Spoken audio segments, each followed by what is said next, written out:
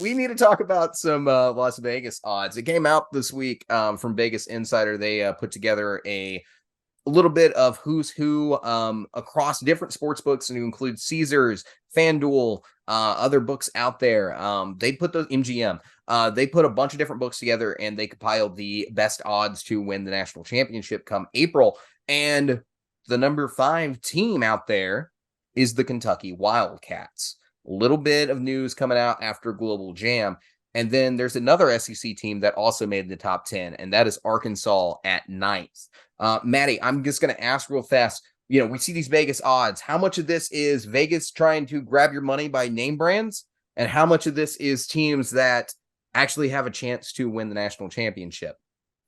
We've talked about it time and time again. You look at Kentucky, and they were very questionable leading into the summer. But after some solid pickups, some major luck from Cal, Kentucky's definitely risen in the ranks. But also, like you said, I feel like it's one of those things like you look at the pedigree instead of, the current class and what they're going to be doing. While, I think they definitely could be a contender with their roster and the way we saw them play in Global Jam. I don't see that there's any reason that they should be ranked higher than a few other SEC schools that we've looked at, taken note of because of, either returning players, incoming recruits, or just talent and coaching all around. I want you to take a look at the list of the teams that come up ahead. The teams that are mentioned to have better odds than Kentucky to win are Kansas, Duke, Michigan State, and Purdue.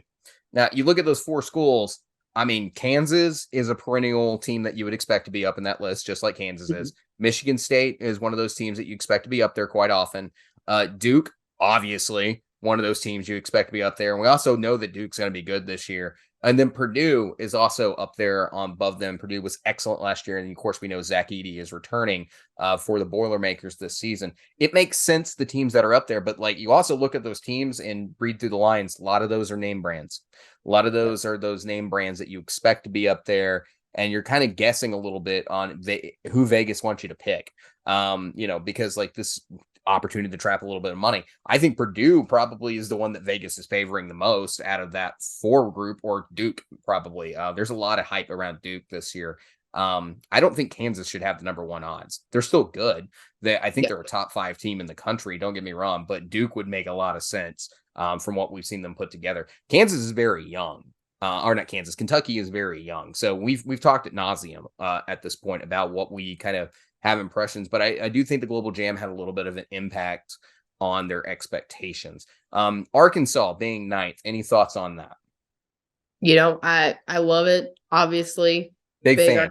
fan, but also, I mean, it makes sense. You look at the things that Muss has done over the years, not only with the talent level of transfers that he's brought in, but you look at Devo Davis returning. You look at, like I said, those transfers and the fantastic recruits that we're getting, and the way he's always able to build a team around the returning players, the transfers, and the new recruits. I feel like there's a very strong case for this to be Muss's year to get closer to that national championship, if not win one. I think this roster is very capable of making a Final Four.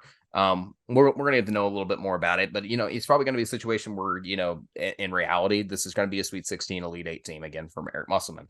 I think they have the potential to make a Final Four. They could win a national championship. 9th is probably appropriate.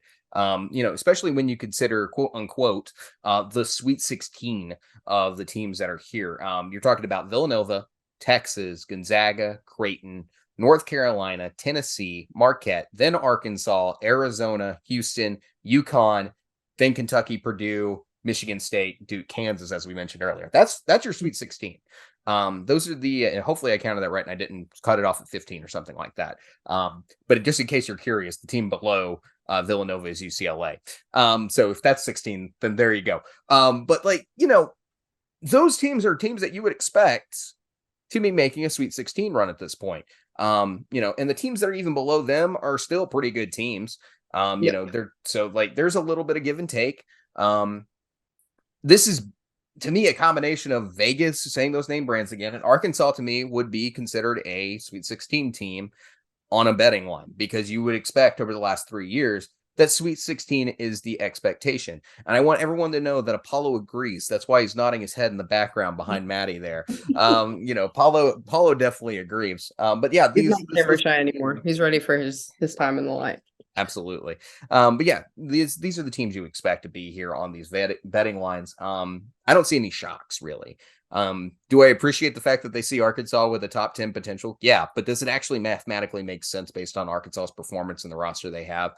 Yeah, kind of. They should be somewhere in that 9 to 16 range. 100%. Makes Yeah, sense. I think, like you said, at this point, because we know very little about teams, we know a little bit more about Kentucky considering the global jam. A few other teams that have gone and made their quote unquote foreign tours. We might know a little bit more about, but we've seen absolutely no competition yet. So, like you said, I think it's a pedigree line and a money grab for Vegas at this point in time. Speaking of those foreign tours, let's just do a real quick flash here. I just want everybody to know that Georgia and Mississippi State are kicking some butt in Europe right now. And I believe Mississippi State won by 60 the other night. If you're curious, when they hit 18 three-pointers, absolutely insane performance from the Mississippi State Bulldogs in Portugal.